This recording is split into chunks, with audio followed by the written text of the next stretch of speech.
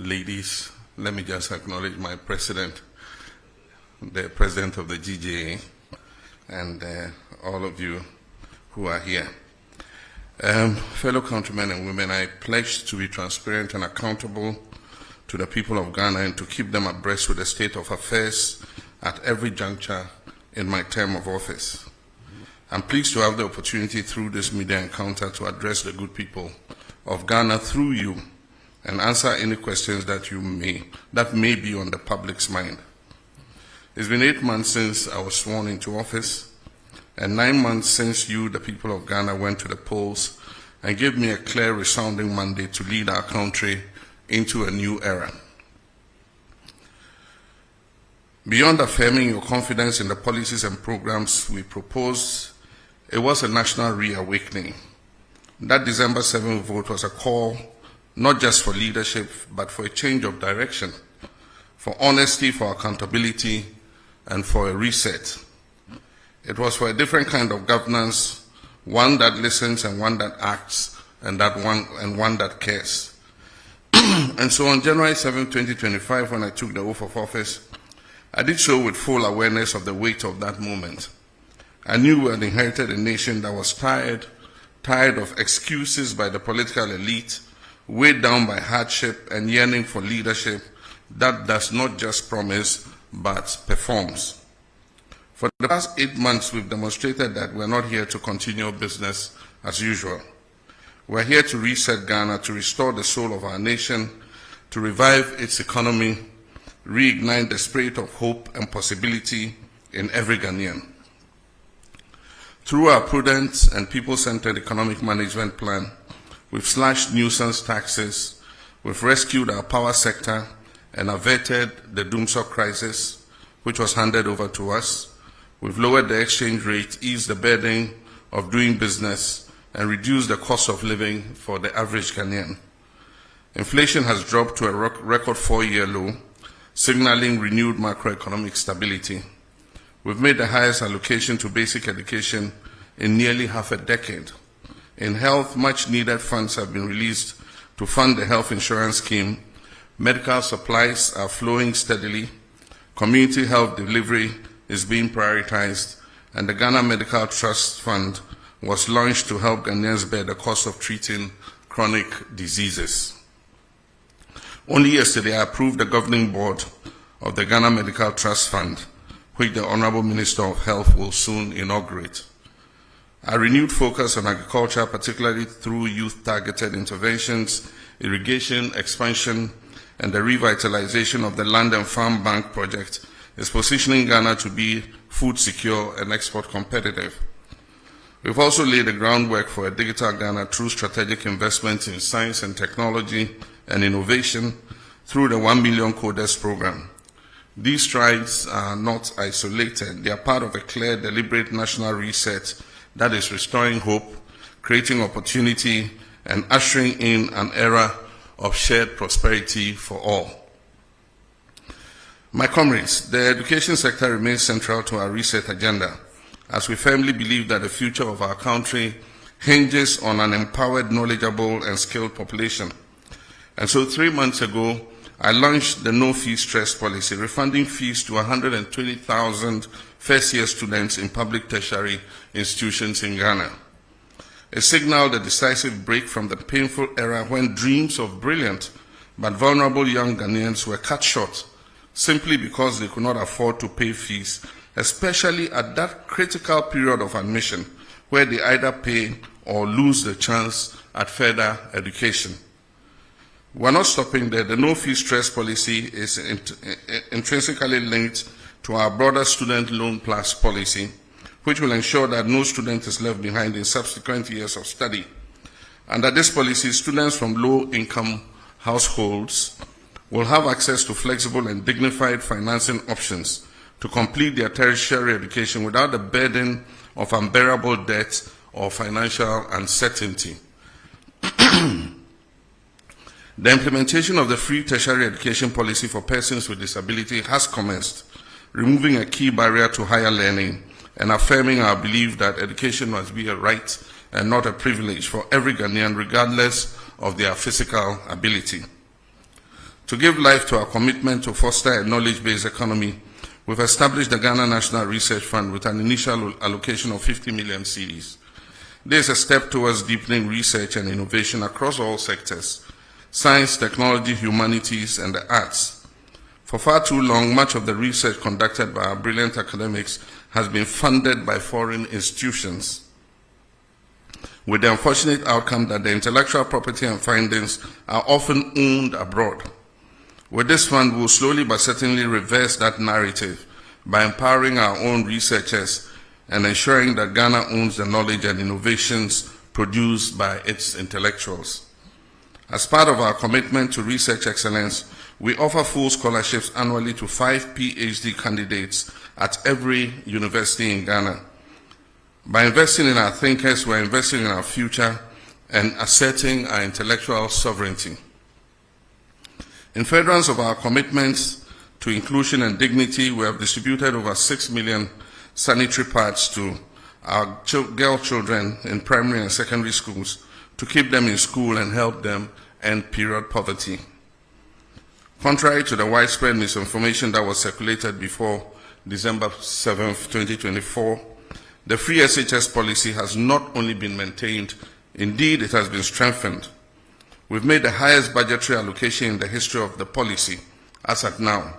A staggering 3.5 billion Ghana cedis has been dedicated to the free SHS.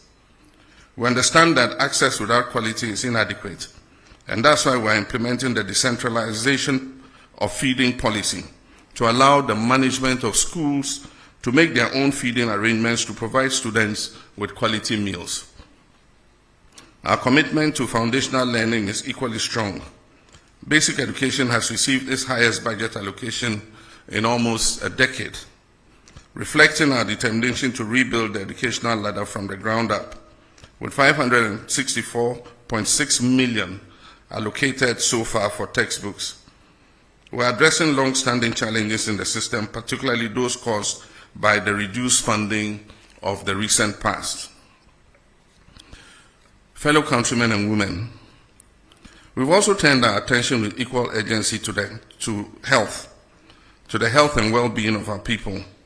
In 2025 alone, the national health budget increased by 13.4%, rising from 15.6 billion Ghana cedis to 17.8 billion cedis, one of the most significant increases in recent years. This bold step reflects our recognition of the urgent need to strengthen Ghana's healthcare system in the face of both domestic demands and global health risks. We've uncapped the NHIL and made 66% increase in funding to the National Health Insurance Scheme from 5.9 billion Ghana cedis to 9.8 billion Ghana cedis in 2025. This is not just a budget line, it's a life-saving commitment. These funds will help expand coverage, improve claims processing, and ensure that every Ghanaian, especially the poor and vulnerable, has access to affordable quality health care. The sudden withdrawal of 156 million in US aid help support, which previously sustained critical programs in malaria, HIV and AIDS, and child health, presented a serious fiscal and public health challenge. In response, we have readjusted our domestic expenditure priorities and ensured that the domestic safety nets are provided to cover the gap that occurred. To further bridge access gaps and enhance service delivery, government is investing over 2 billion Ghana cedis in healthcare infrastructure between now and 2028. This includes an initial 200 million cedis allocation in the 2025 budget to accelerate construction, expansion, and modernization of hospitals, clinics, and health centers nationwide. Whether in remote rural communities or high-density urban centers, our aim is the same: a health facility within reach of every Ghanaian. Cabinet is awaiting a report from the Honorable Minister of Health on the status and stage of completion of the Agenda 111 hospitals to determine a way forward for their completion. Our approach to economic management goes beyond improving the macroeconomic indicators. It's about making the Ghanaian household feel the impact in their everyday lives. As the popular saying goes, the real economy is not in statistics, but in the pockets of the people. And that is why I take pride not only in the clear signs of recovery and stability, but in the direct relief Ghanaians are experiencing from our economic policies. Today we are seeing a stabilization in the price of goods and services, with inflation dropping significantly from 23.8% in December 2024 to 11.5% in July 2025, the lowest inflation rate recorded since December 2021. But this isn't just about numbers, it's about being felt across markets and homes. The prices of key commodities are falling, and for the first time in years, brands and businesses are actively advertising their price reductions, a sign that recovery is not only real but tangible. Official trade associations have presented data to Parliament that shows that up to 4,500 different items on the market have seen varied price reductions. We've stayed current with our bond repayment obligations. In a significant endorsement of Ghana's economic recovery efforts, global credit rating agencies, S&P Global Ratings, have upgraded Ghana's country credit risk from junk to B- with a stable outlook, reflecting renewed investor confidence and the positive momentum in economic management. To maintain this positive momentum of our economic recovery, we're increasing Ghana's productivity through bold job-creating initiatives. And one of the most transformative among them is our 24-hour economy initiative, a policy that is designed to boost micro and small and medium enterprise, modernize agriculture, and expand employment opportunities across key sectors. This initiative is not just about keeping the lights on longer. It is about unlocking new shifts of productivity, widening access to jobs, and building a resilient, inclusive economy that works for all. Only yesterday, Cabinet approved for onward submission to Parliament the 24-hour authority bill. Already we are seeing key institutions take the lead in actualizing the 24-hour economy vision. The Ghana Publishing Company has transitioned to a full 24-hour operation. The Passport Office and Ghana's foreign missions have also rolled out round-the-clock services to expedite passport processing and improve service delivery.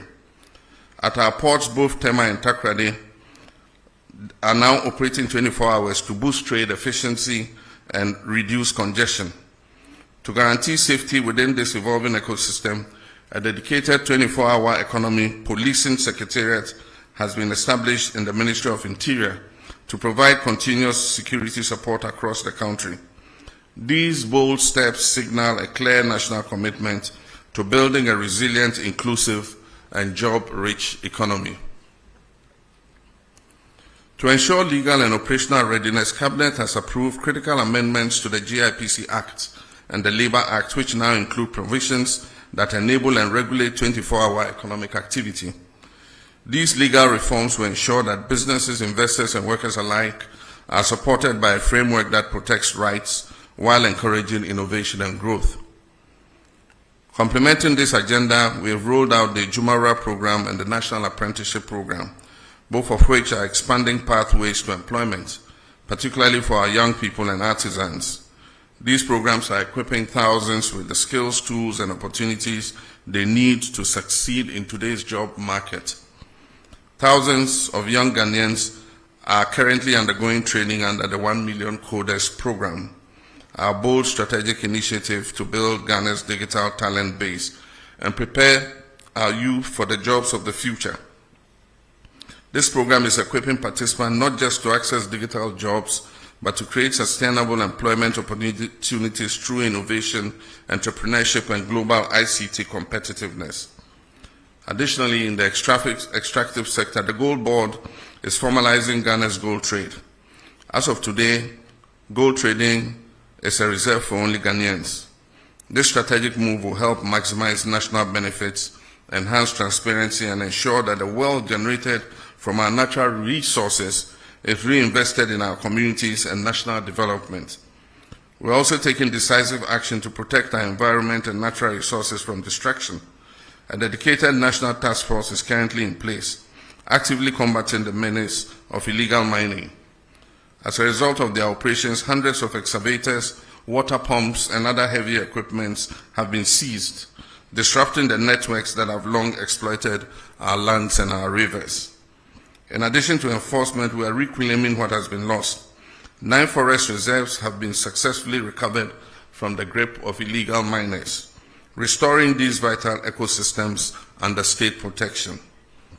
Our Tree for Life initiative is being actively rolled out across the country, targeting the restoration of lands degraded by illegal mining activities. Steps are currently underway to repeal LI 2462 to formalize our commitment to end mining in forest reserves. Let me be clear, since my administration resumed office, not a single license has been issued to any company to mine in our forest reserves. The repeal of LI 2462 is therefore intended just to crystallize in law what we have already demonstrated in practice, which is our commitment to protect these forest reserves. My friends, I understand that public accountability and the recovery of looted state resources are at the top of your expectations from my government. And let me assure you, my fellow citizens, that we've not wavered in our commitment for even a moment. Neither have we been complacent. What you are witnessing is not inaction, it is our steadfast adherence to due diligence, due process, and fairness in the pursuit of justice. Yes, our insistence on doing things the right way may afford those who have looted this country some temporary relief, but let me be clear, it will not grant them permanent escape. Across multiple fronts, active pursuits and prosecutions are well underway under the Operation Recover All the Loot. Over 200 cases are under active investigation, with about 80 people interrogated so far. Several prosecutions have begun, progressing steadily and remaining firmly on course. In the Republic versus Edubuan and 3 others, the state has submitted witness statements together with all other documents, and trial has commenced. And the first of 3 prosecution witnesses have been called and have been cross-examined by counsel for the accused person. With the SkyTrain case, for instance, the prosecutors have secured a trial date, as all preliminary matters have been concluded and the trial is set to commence. For the National Service Authority case, due to its expansive nature, charges have been drafted and will be filed as soon as the legal year begins against the following person: the Republic versus Osei Sibe, the Republic versus Eric Nyaku, the Republic versus Gifty Owari. Also for the National Cathedral, we are awaiting a forensic audit from the Auditor General. Additionally, charges have been drafted and are ready for filing in the case of Republic versus Wuntumi and Akunta Mining. The Economic and Organized Crime Office, IOCO, is finalizing its report with respect to Exim Bank transactions. Dockets are in preparation for the buffer stock case and the drip equipment case. Investigations are ongoing into the African Cup of Nations case, the Mart Set case, and approximately 20 other cases currently. Let me be clear, every single case of corruption that needs to be investigated is being looked into. And once evidence is found to ground the prosecution, that will happen and happen swiftly. Looking within, we launched a code of conduct for public officials with an insistence on strict compliance. A high-level working group has been inaugurated to draft a new anti-corruption strategy aimed at strengthening ethical governance and institutional coordination. My fellow citizens, the scourge of Galamsey is receiving much attention.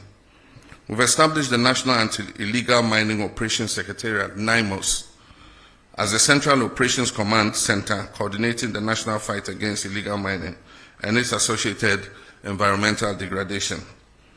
In a coordinated effort across all security agencies and the Ministry of Lands and Natural Resources, 440 excavators have been seized.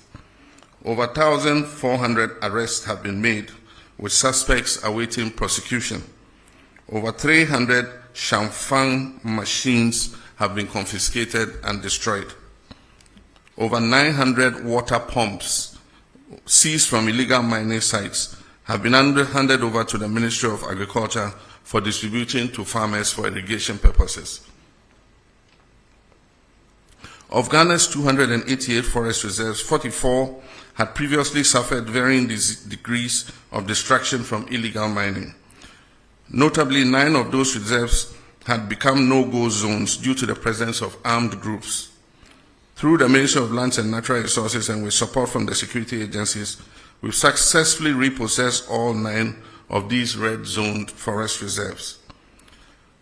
However, over the weekend, the Jimira Forest Reserve and the Anria Futu section of the Ofinch Shelter Belt was re-invaded by illegal miners after these were handed back to the Forestry Commission. The military is currently working with NIMOS to repossess those reserves and establish a permanent presence in those liberated forest reserves to prevent re-incursion by illegal miners. 980 personnel have been recruited, trained and deployed in the western and savannah regions.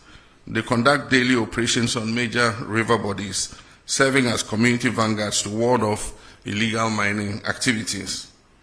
An additional 1,020 personnel will be recruited and deployed by the end of the year, bringing the total force to 2,000 blue water guards.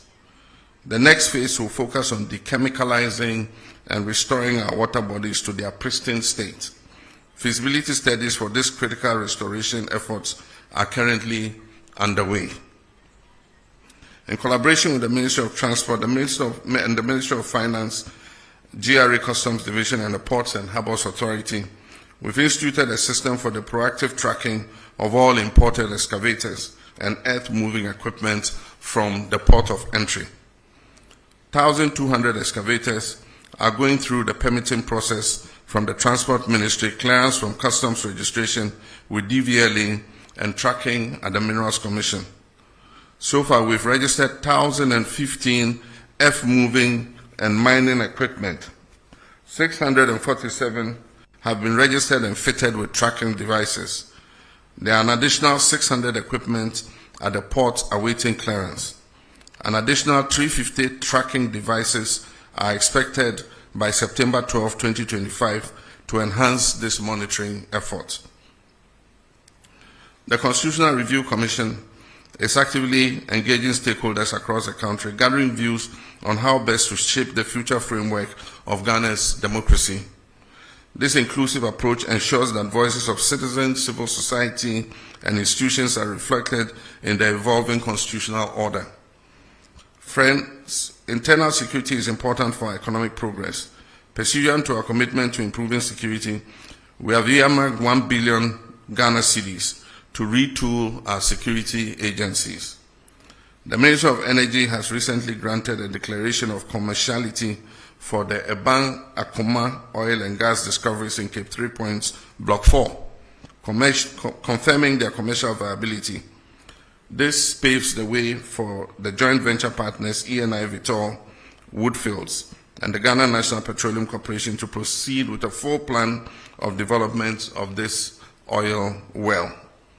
This milestone brings us closer to increased oil and gas production, job creation, and enhanced energy security, reinforcing our commitment to responsible resource management for the benefit of all Ghanaians.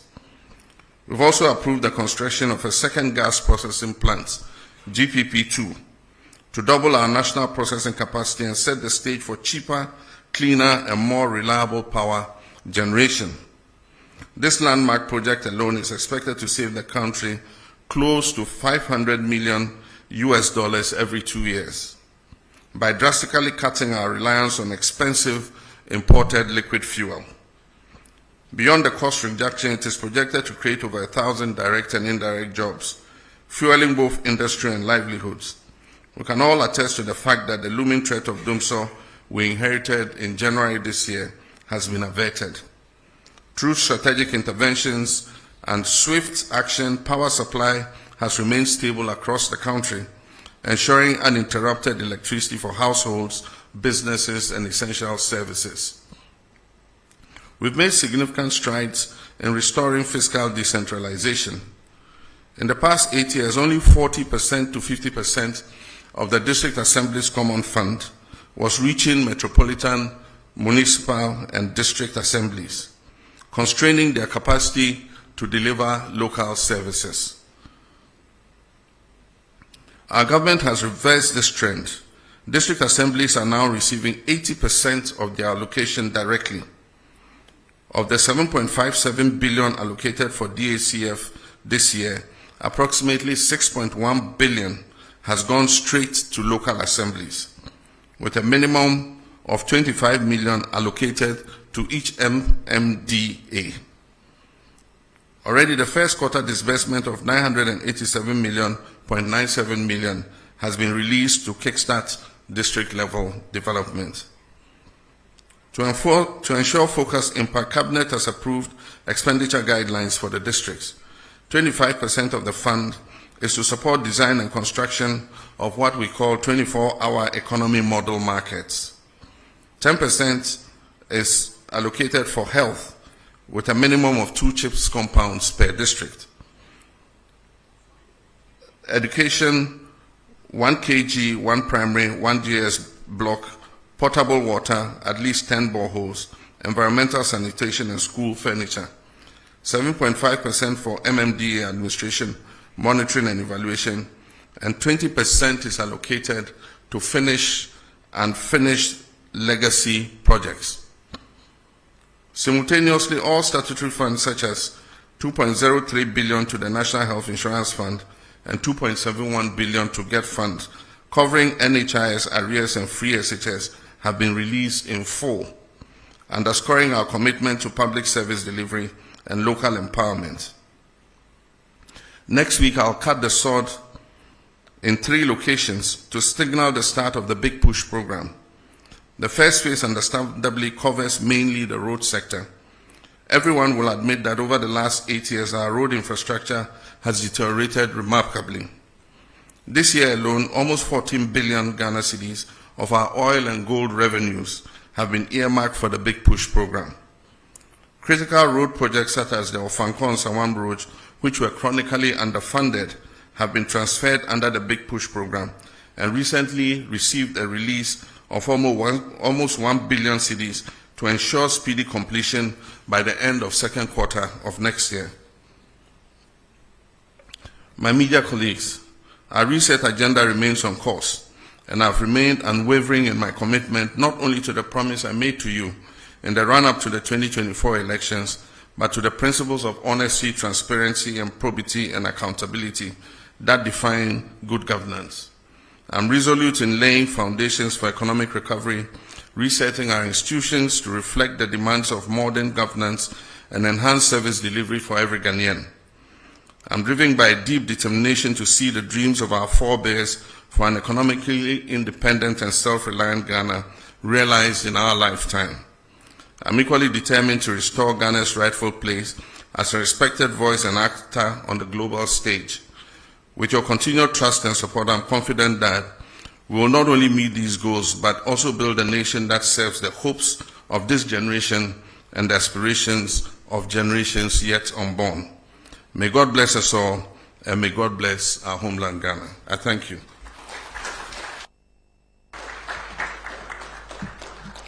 Thank you very much, Your Excellency.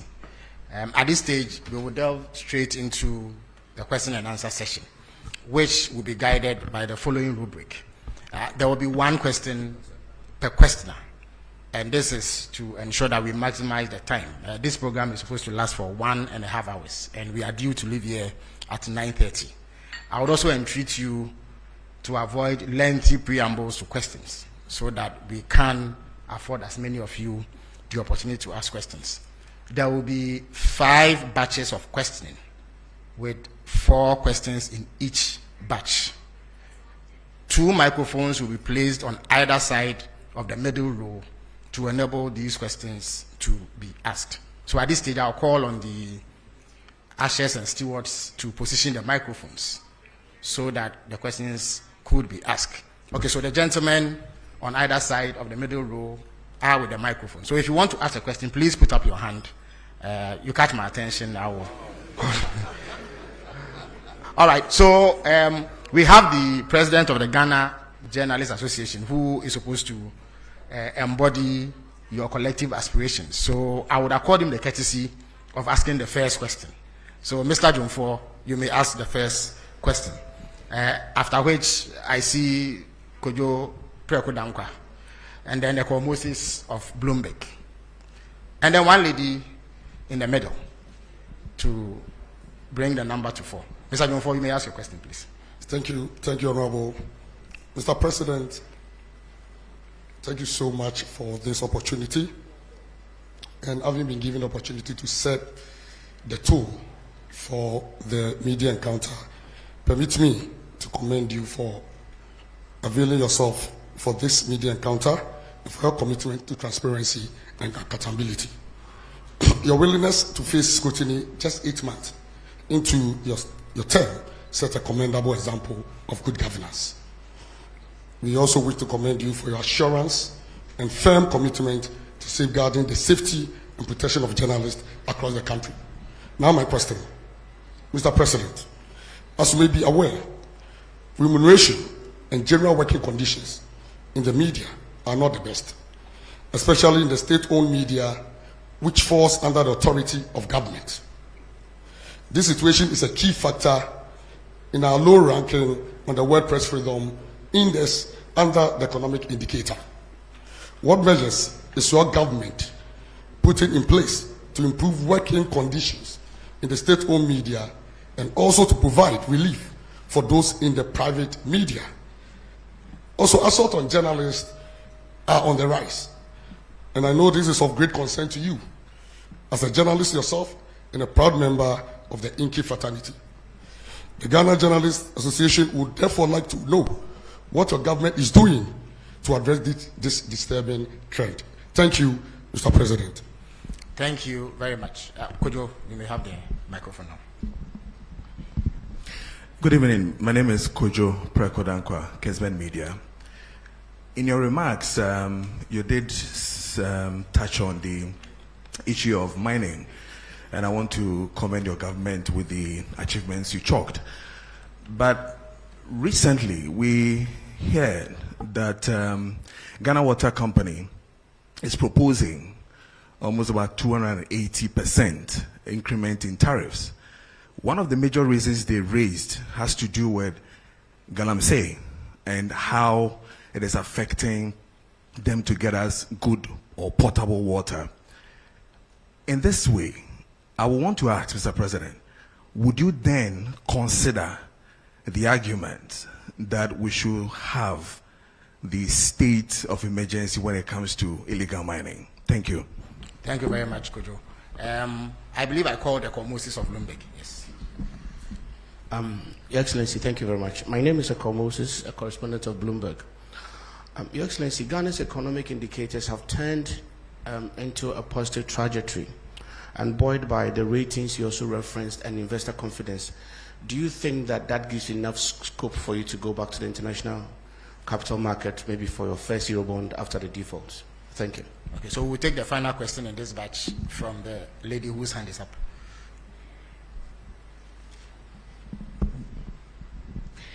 Medase, Ediame Jeso, ene apina pukua, when near me wo, Adam Brand, Sadum TV, and Adam FM. Masembisa Efa and Kania boy and the Yenim say ECG, a proposed 225%. Yenim said me more and tomorrow by a base 2.45. In July, it was through by 14.75. Then now see him say a bino one is so the 24 economy. Or the Bayejuma na Ghana for the Dwenya Mufaso. It is say ECG the 225% increment eba. Yenim hawa proposal no any hunkumudi bekone percentage of the bejina. Ebeko Ghana for Bibena company say ano yedin. Yebisa se betumenya nsusanso ewo 24 economy no so Ghana for butum ena ebiom so aban be hye obeso asene eye subsidy ama omanfo ho atoma na medase. Yo medase. So His Excellency the President will field these questions at this stage. Thank you. Thank you very much, President of GGME. Your question is a double question, one on remuneration and the other on assault of journalists. With regards to remuneration, I would say that It's not only journalists in the state-owned media who are dissatisfied with their salaries. Public service salaries are not living wages. I agree with the TUC that we must work towards a living wage. All of us are dissatisfied with the salary we get as public servants.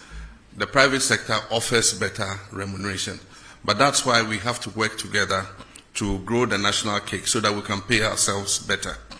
And that is why there's agitation for cancellation of Article 71 in the Constitution, because we all must feel the pinch so that we can grow things together. But when you cushion a certain constitutional class and they have more cushy remuneration than the other people, then it creates a kind of discrimination between public service. And so our advocacy has been for an independent emoluments commission that would deal with the salaries and wages of all persons in the public sector so that we grow those wages together. In our first incarnation under Professor Mills, we established a single spine salary structure. And that salary structure was supposed to uniform out wages in the public sector so that the disparity would not be too wide. So if you are a secretary in GBC compared to a secretary in, say, Bank of Ghana, there will not be that very wide disparity. Unfortunately, the single spine atonsium, because of the inability to maintain the discipline in public sector wages. Over the last 8 years, the group that is able to strike the most gets more addition to their wages than those that don't go on strike. And so the disparities have occurred again. And so we're in consultation with organized labor to see what we can do about reforming public sector wages. And I'm sure that if those wages are made better, journalists working in the public sector would also have an improvement in their remuneration. With the private sector, government does not have control there. And what happens is we have such a proliferation of private media that advertising revenue is not enough, to be able to maintain the kinds of salaries that we all expect. Maybe if we had fewer, then the advertising revenue would go around and people can have more. But our Constitution guarantees freedom to establish a media of mass communication. And so you cannot restrain how many radio stations you have or how many newspapers you have. And so it's something that we have to live with for a while. Natural competition will phase out the stations that are not competitive, and those that are able to survive will see that they're able to make more money from advertising. The main revenue for media all over the world is advertising. And so we'll see how that goes. I've condemned assaults on journalists in any form. Journalists are doing their job, and their job is to bring news to the doorsteps of our people and to inform them, educate and entertain them. And so at every event you will have journalists there. Unfortunately, some security personnel have developed a penchant for just harassing journalists. And so it's a matter of educating people.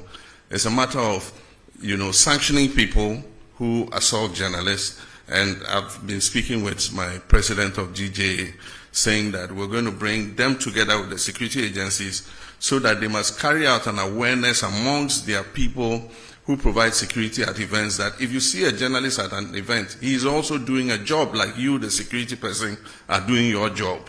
And so you don't have the right to assault them or to manhandle them. And so we'll keep working at it.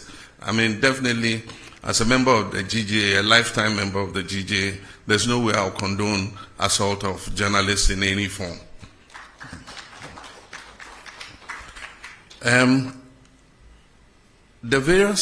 We do occasional review of tariffs.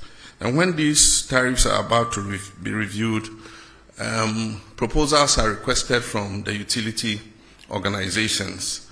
And so I noted that recently Ghana Water presented their proposal, and Electricity Company of Ghana also presented their proposal.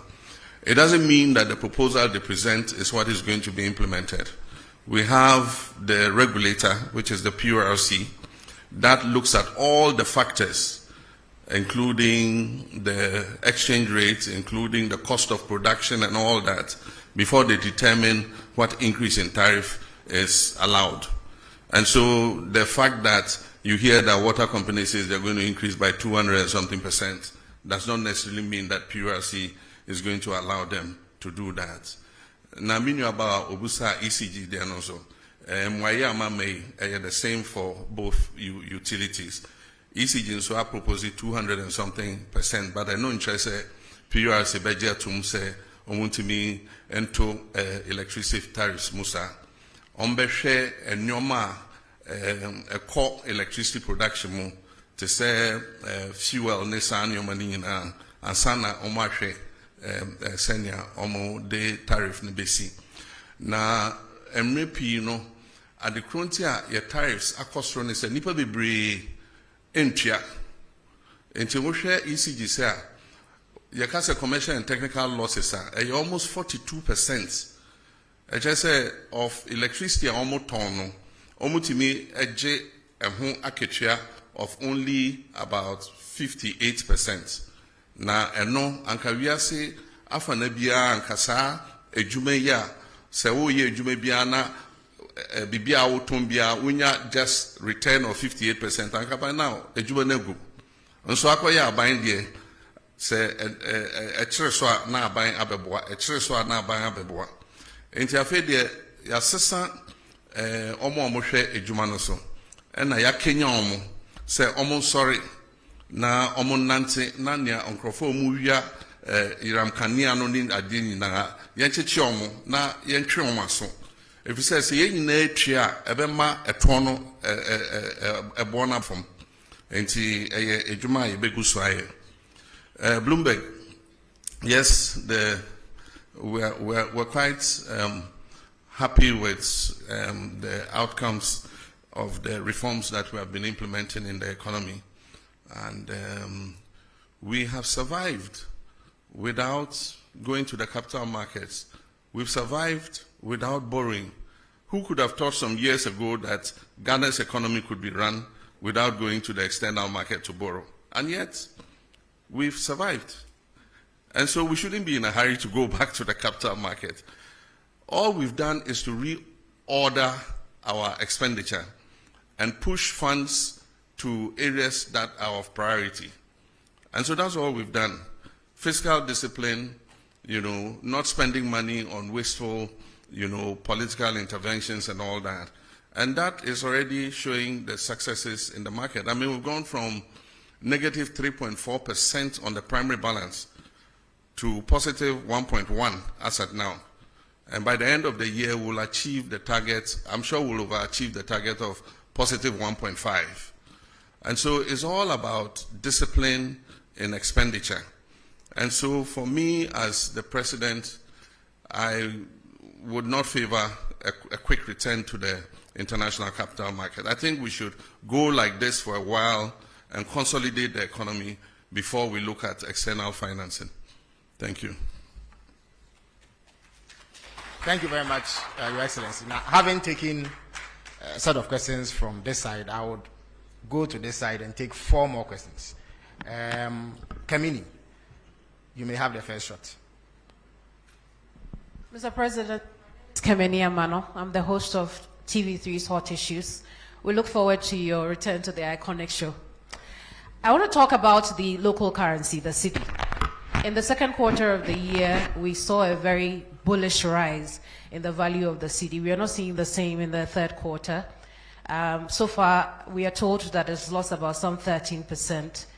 When it was on its rise, the IMF had warned that the country was over-interfering, which is why we were seeing the performance. My question tonight is, Mr. President, did you manipulate the performance of the cedi? Is that why we are seeing the cedi fall as quickly as it is today? How do you explain this decline in value in such a short period of time? And what's the plan to revive it? Thank you very much. Nana Mejakwa has the floor. Patramidin Nana Mejakwa, TV. My question is oral. I'm saying, Mr. President, what can PFA Orahu? Now, the last accountability series, Attorney General, a statement in Pesemi Redi Kakami Côte in Kakranami to us with I wish to remind you of the fact that when I announced the Kwabena Edubwahi investigation, I was blunt in stating the fact that I am open to engaging in plea bargaining with those who have been investigated and found to have looted or stolen state resources. I mean no words about my intentions and will therefore not shut the door to any accused person willing to enter into negotiations with my office for purposes of reaching a plea agreement. Yenim se ya criminal and other offences procedure amendment act 2022 plea bargaining. But my question is say you fight corruption. As Attorney General, State Attorney say we be na upon the atohonomwa. Say we loot state resource and as a fund bra. Then we may negotiate. Does it mean say we beti as say sikana me fire no me tuya ye jai no ana and de wo honom ana. Me question no it does. Justice from Shinwa News Agency. Thank you very much, Mr. President. My name is Justice from China State Media Shinwa News Agency. Looking at the global trade crisis that was ignited by the United States President, people have been wondering what countries like Ghana would be doing as a response. But we realized recently that the Chinese government has actually granted all African countries a zero tariff into their market. What will Ghana be doing to take advantage of that for our trading to be boosted as a substitute to what we may have been losing from the United States side? Thank you. Before I take the final question from here, let me indicate that we are joined by journalists from across the regions through the power of technology. So as and when the technical folks sit down me, I would ask them to also contribute to this question and answer session. Alfred, you may have the last word in this batch. Thank you. Good evening, Mr. President. My name is Alfred Okanse. I work with TV3 as part of Media General. Just on the back of the oral question that was asked by a colleague of mine, over the weekend we had the General Secretary of your party indicate that there are some NDC lawyers who are cutting deals with some persons who are standing trial for acts of corruption. Is this statement one that you're minded by? And if you are, what are you going to do about this, especially because of how committed you are, as you indicated, to pursue oral because the Ghanaian people expect that you should do so? Thank you. Thank you very much, Alfred. Now, we are joined by William Menta from Rich FM. So, William, if you can hear me, you have the floor. Okay, so my name is William Minteford from Asimfosu-based Rich FM Central Region. And Mr. President, Central Region is known as the heartbeat of education and tourism. Yet our people still struggle with unemployment and underdeveloped infrastructure. What specific steps is your government and our strengths into real jobs and opportunities for the youth? Thank you. Thank you very much. Your Excellency, you may answer this question, sir.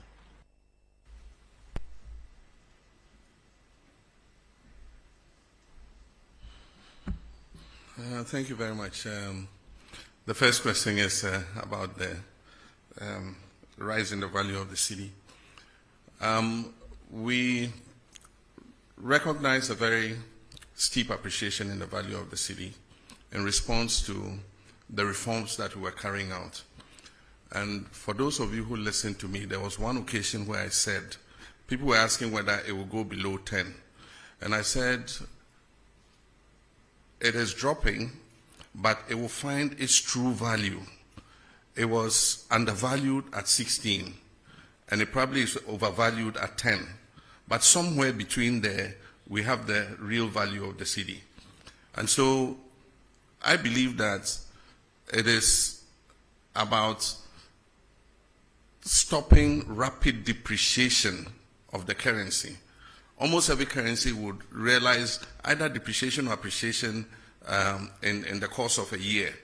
But when you have steep depreciation of about, like we had in 2024, 25% depreciation in the currency in the first half of the year, it makes planning difficult. And so, yes, Bank of Ghana has been intervening in the forex market, but they've withdrawn. And what happened was that because of the rapid appreciation in the value of the cedi, we saw an exponential increase in imports, because then people could buy cheaper dollars and so they could import more, which is a natural economic phenomenon. But on the other side, exporters are not happy because they get less cedis for what they export. And so every country tries to find out a balance where exporters are able to do good business and importers are not overburdened by high forex rates. Where that lies, I don't know. I'm not a central bank. But the cedi is making an adjustment, and I believe that it will settle at a certain rate, and we will make sure that any depreciation that occurs in the value of the cedi is within a margin of about 5% per annum. That is what we target. And so for now, there's still speculation. It's also coincided with a period where we saw a reduction of 50% in remittances, because citizens in the diaspora were taken aback by the rapid appreciation of the cedi.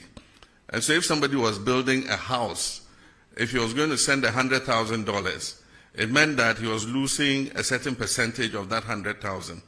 And most of them would decide to adopt a wait-and-see attitude and say, oh, no, as for cedi, it's not possible that the cedi can regain its value to that extent. By all means, it will go up again. So I'll hold back my remittance until the cedi goes back up. So we saw a 50% reduction. But there were also some other factors. There were some money transfer companies that were collecting cedis abroad and not repatriating collecting dollars abroad and not repatriating the dollars.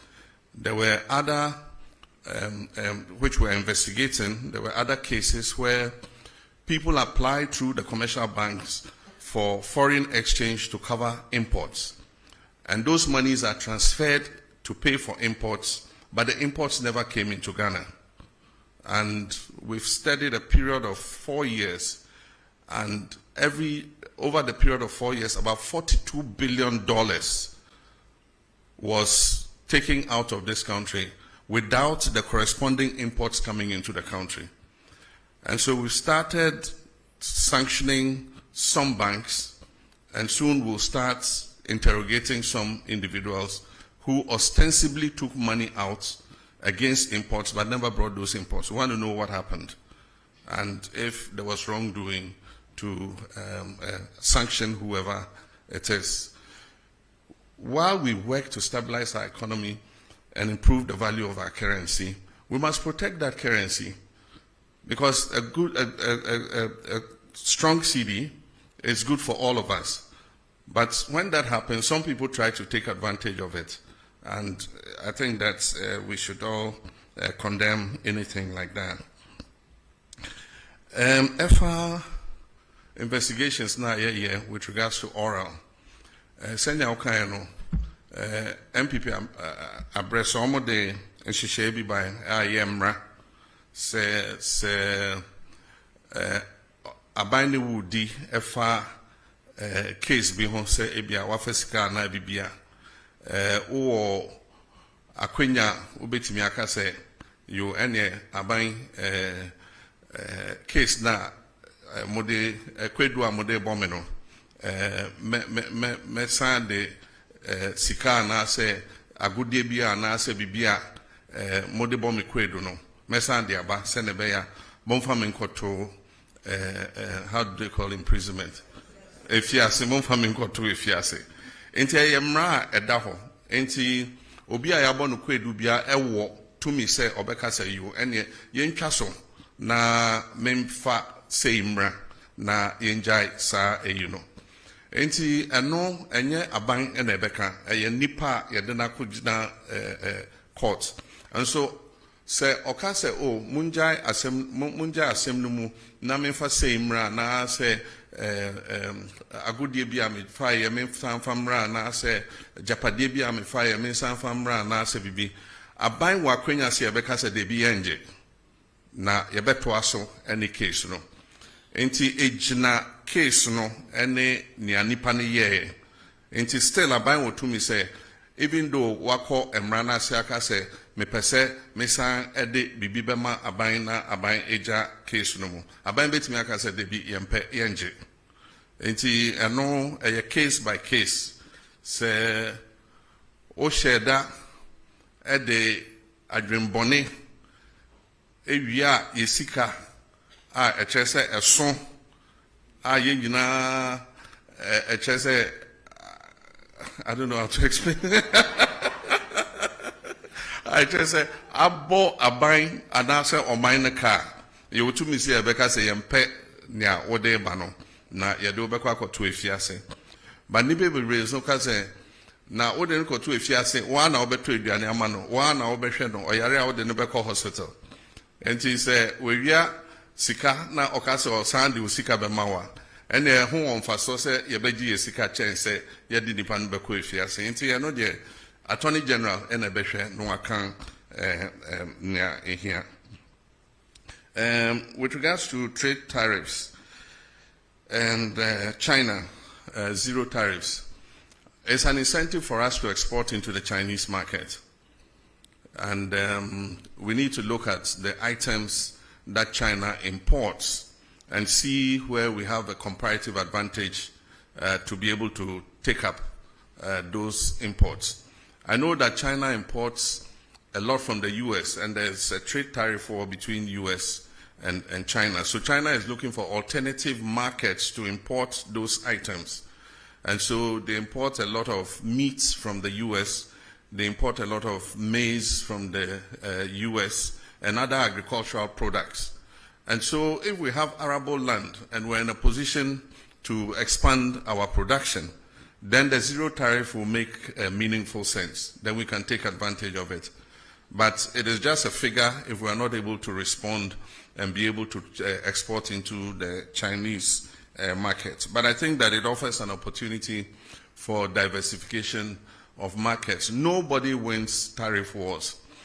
It's unfortunate that America has appended the whole world trade system. We all work towards a rules-based trading system. It took years of negotiation from Rio to Doha round and all that. And eventually, reasonable tariffs were agreed between countries. Countries like Africa enjoyed zero tariff into the US because we were in the developing world. And so it was a concession that the US gave. And what you receive in exchange is soft power that, you know, a lot of people have a good disposition towards the US because the US has been kind to Africa and all that kind of thing. But in comes President Trump. He has a more transactional mindset. And he says that the US has been taken for granted for a long time. And so even countries like Ghana in Africa, he slapped a 15% tariff on us from zero tariff. And so AGUA is technically dead. It was due for renegotiation in September. There's no way with this 15% tariff, AGUA is going to be renewed. But we're just watching carefully. The power to impose tariffs is that of Congress. But in this case, the US president always pushes the limits. And so there's a case in the US Supreme Court to determine whether his impositions of tariffs are legal or not. And so depending on what the US court says, the tariffs would either be permanent or they might have to go back to Congress to endorse the tariffs that he has imposed. And then from the Central Region, Rich FM, he asked what we're doing to enhance the tourist attraction of the Central Region. It's all about infrastructure. it's also about service. With infrastructure, even the travel time to central region is a major problem. In Ghana, we've maintained single lane, highways for a very long time. They are prone to accidents. A lot of accidents occur. Now every day you hear there's an accident on the Kumasi Road, there's an accident on the Cape Coast Road. And that is because when two vehicles oncoming and going are using a single lane, the tendency for, head-on collisions are very real because of wrongful overtaking and all that. So one of our first things that would enhance tourism in the central region is that we're dualizing the road all the way to Takrady. It will reduce travel time to Cape Coast. It will allow somebody to wake up in the morning, travel to Cape Coast, enjoy his tourist experience, and be back in the evening to Accra to sleep. And so reducing the travel time will help enhance that. But apart from that, we must identify what the tourist sites are, improve their attractiveness, and also improve the service delivery. One of the things that affects tourism in Ghana and West Africa is that our service is poor. You go to a restaurant and they think that they are doing you a favor. You go to eat and they think that you owe them, to serve you. If you go to other parts of the world, it's completely different. You are compelled to spend your money because they are all over you. Even before you finish the drink that they have given you, you are halfway. Can I bring you another drink? And if you are the shy type and things, you always say, oh, yes, yes. And you forget that you have to pay for it. And so we must improve our service delivery. Owners of services must take professionals who know how to be courteous to customers, to know that we are in this job because you've come here to eat or you've come here to do this. And so that's one of the drawbacks of our whole tourism experience. And most times you spend so much money, set up an establishment, instead of going for professionals, you go and haul your relatives from the village to come and serve people. They pay and they can't even get their change. You can't find the waiter who took your money. And when you even find them, he says, oh, we have no change. I mean, they have a certain sense of entitlement. And so until we reform all these, and it's an attitudinal problem, until we reform all these, and people who own these establishments make sure that service delivery is at near 100%, we would not be able to attract enough tourists into our country. We have a beautiful country. People come and, they just say, look, this country is good. But if you hear a lot of the feedback and you say, oh, but what is negative about it? Oh, your service is not the best. Always, that's the feedback that comes. But the government will do its part. Government has the responsibility for making sure the infrastructure is good. And we're starting with the road, making sure that we dualize the road all the way to Cape Coast and Central Region so that people can travel easier to go and enjoy the tourist attractions there.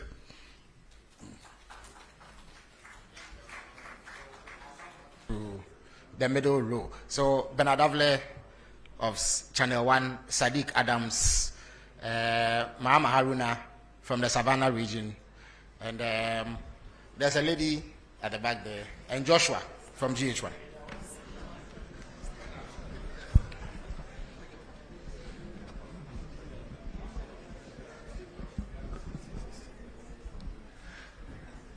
Thank you, Felix.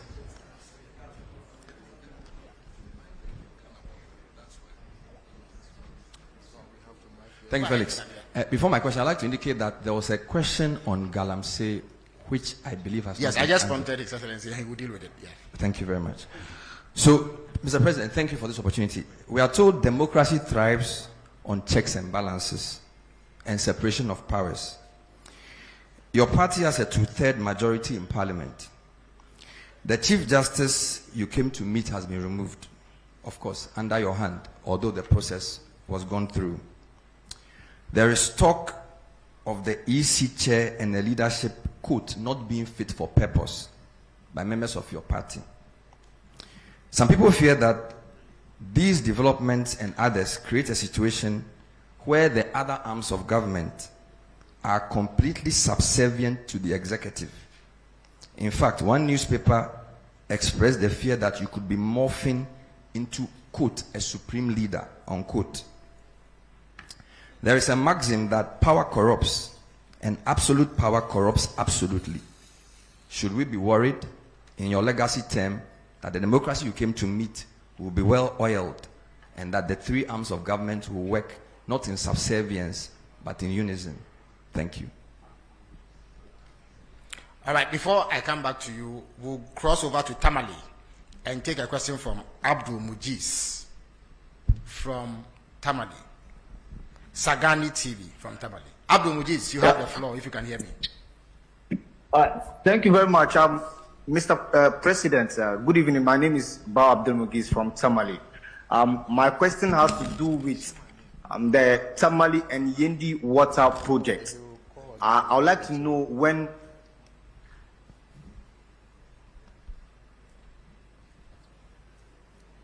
Well, we seem to have lost Abdul, but I think I can continue from. He would like to know when the Tamale and Yendi water projects will be executed.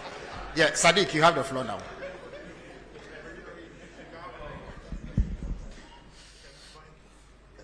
Good evening, Mr. President, and thank you very much for this opportunity. My name is Sadiq Adams from Angel TV and Angel Radio. Mr. President, the question is on national unity and peace. There has been a recent spate in social media accounts created by unidentified people purported to be representing ethnic and tribal groups. We have seen some vile attacks, pockets of that on social media, TikTok, and some of them in real life. There has been a number of them, and we observe over 50 that has been set up particularly to attack and inflame ethnic passion and tribal issues. If your security agencies have taken notice of this, what are the measures being taken to ensure that our national unity and cohesion is protected by education and sensitization, as well as trying to put this in a context of not suppressing freedom of expression, as well as maintaining the national cohesion that we have because of these kinds of threats and attacks from social media on ethnic basis? Thank you. Thank you very much. Joshua from GH1. Good evening, Mr. President. I am Joshua Kojo-Mensah, GH1 Television and Star FM. I'm glad to hear that you personally are telling us that indeed steps have been taken to repeal LI 2462. But then I want to find out from you, the pro-environmentalist groups and then civil society, they want this declaration of a state of emergency. Where's the difficulty in declaring that state of emergency? Thank you. Thank you very much, Joshua. Mahama Haruna from Savannah. And then we'll take a final question from the lady from GTV. Thank you very much, Honorable. My name is Mahama Haruna, as you rightly said, from Savannah region, Inkligi FM. Mr. President, we expected you to say a little on the security situation in the country, especially the unfortunate Boko conflict, and recently the conflict in your own backyard of Savannah region. I know how uncomfortable you are with the conflict in your backyard between Gonjas, who are the landlords, and the Brefos, who are the settlers. They've coexisted for about 100 years until recently. I know you are more worried because almost everyone in your backyard, Gonjas, Brefos, will always vote for you massively, sometimes almost 100%. Now, since 1996, when you contested your first elections, first of all, I just arrived from Bole, where you hail from.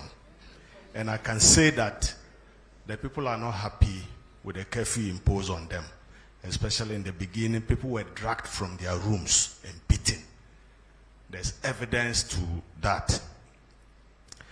Now, let me go to my You question. may want to wrap up. No, yeah, I'll wrap up. Mr. President, you've put in place, the Minister of Interior has put in place a mediation committee. Do you think it can resolve the problem? Because some are saying there should have been a reconciliation committee. Moreover, the people are saying since the conflict erupted, they've not heard from you. So why do you have to tell your people? Thank you very much. Thank you very much. So the final question will come from the lady from GTV. Good evening, Your Excellency. Thanks for the opportunity. I'm Salamat Kukwa Pinto. I'm with the Despite Media. Yeah, pardon me, Despite Media, yes. Yes, right. yes, thank you. I wanted to hear something from the creative arts industry when you made your presentation, but I didn't hear anything. The question is that you have shown how you want to bridge the unemployment gap, but I want to find out that how do you intend, or can you tell us what plans you have in using the creative arts sector to solve the high unemployment? And also, please, I would like to hear what is happening with the Black Star experience. Thank you. Thank you very much. So His Excellency will now answer these questions.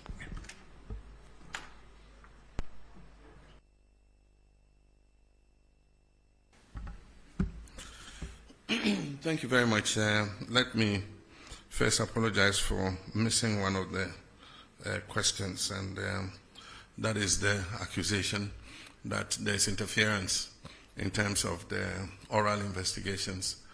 I would have very conveniently said the General Secretary himself is here, and so I'll call him to present his evidence to the public. But I can assure you that there's no way anybody can interfere.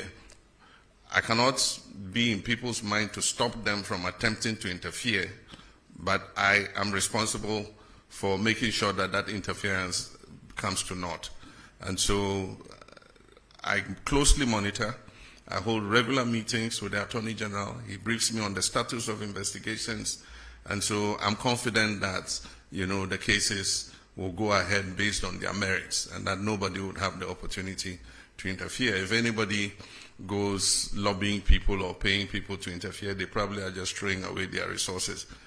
All cases will be investigated and come to their logical end. If people are exonerated in the courts, that's what justice is all about. We will do our part, and we're being painstaking in preparing the dockets, and that's why people are complaining that it's a bit slow. But you don't want to hurriedly take a docket to courts and have it thrown out on technicality. And that's why you need to make sure that by the time a docket is prepared and prosecution starts, you have a watertight case that will ensure that you get a conviction. And so that's the process that we're going through. There was also a question that was tied to water, but it also had to do with Galamsey. It says that the justification for water company asking for such a steep increase was because of the cost of treating the water.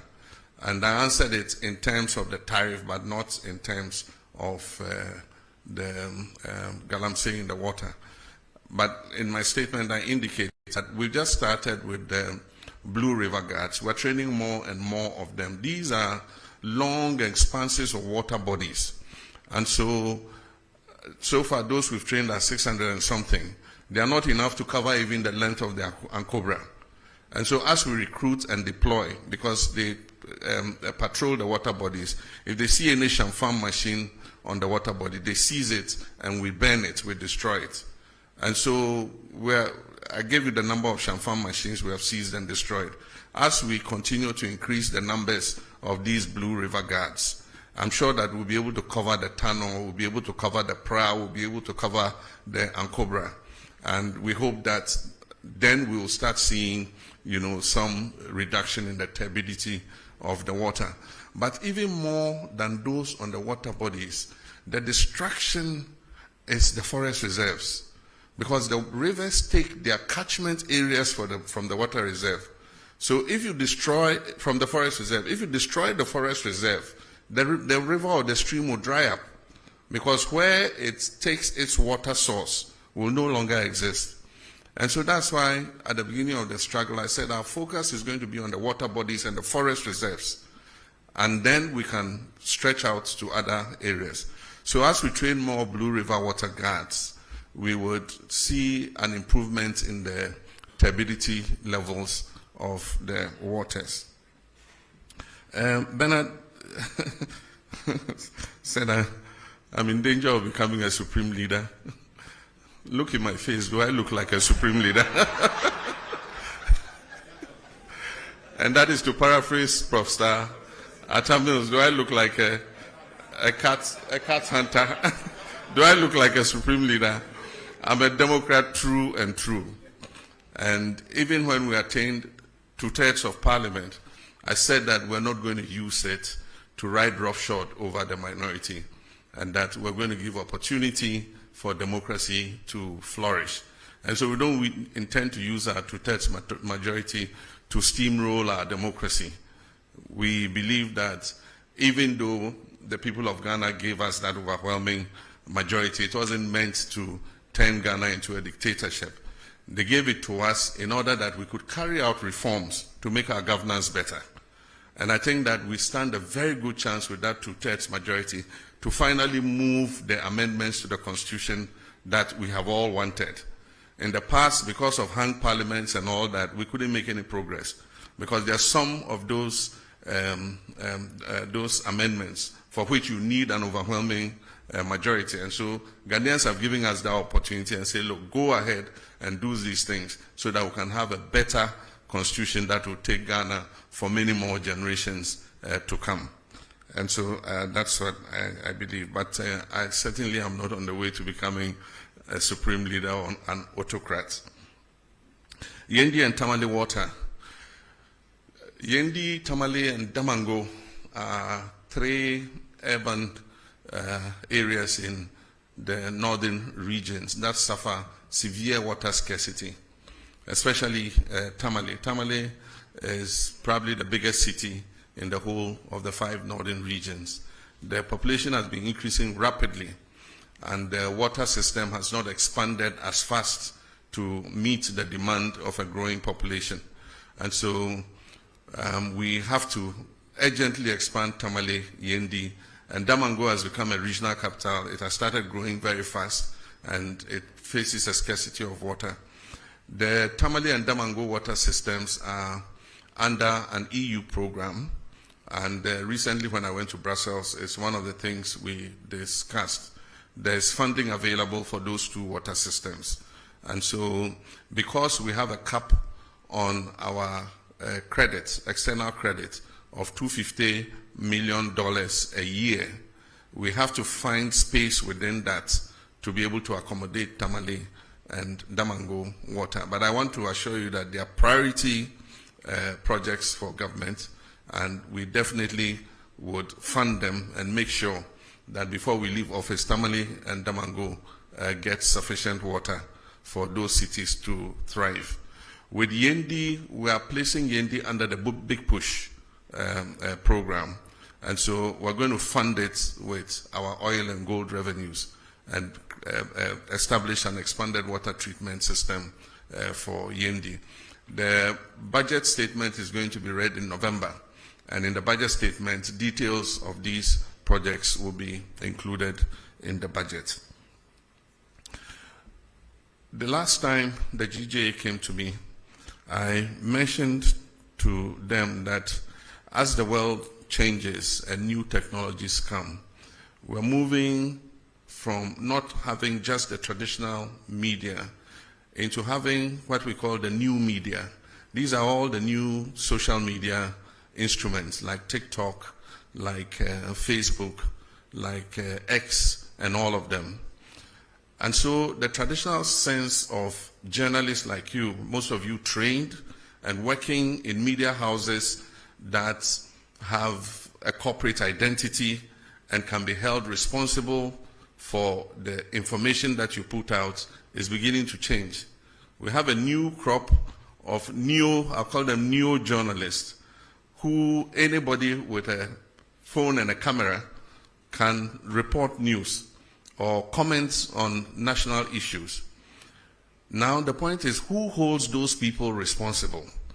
And that's what he's saying. If you go to some of the WhatsApp platforms, or you go to some of the commentaries in the TikToks and others, we have what we call hate speech, incitement to violence. Those are criminal. Despite the fact that we have removed the criminal libel laws, there are some laws that make such people accountable. Because if we don't regulate that sector, it can lead this nation to war. There are some of the incendiary statements that have been made in the Boko situation that are fueling some of what is happening there, making people hate each other and see each other as enemies. It's been the same in the Gonja Brefo thing. Some people fanning and inciting violence against each other. This falls in the ambit of the National Signals Bureau. And so the National Signals Bureau now has the technology to use your IP number and find you wherever you are. So I'm sending a signal to Ghanaians that we can find you those doing those hate speech and things. We'll use your IP number, we'll trace you.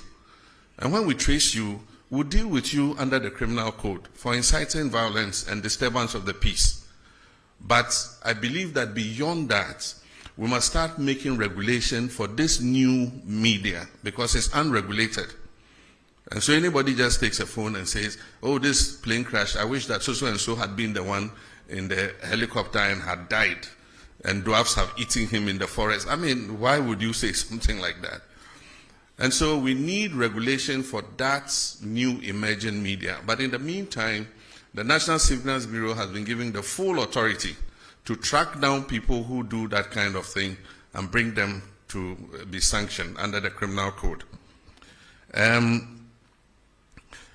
I've been reluctant to implement a state of emergency in the Galamsey fight because we've not exhausted the powers we even have without a state of emergency. We have the opportunity to arrest anybody, to confiscate any such thing. There are laws for forest protection and all that give us enough powers to be able to act. Implementing a state of emergency might sound nice, but it should be the last extreme, the last resort. So for now, let's exercise all the powers we have.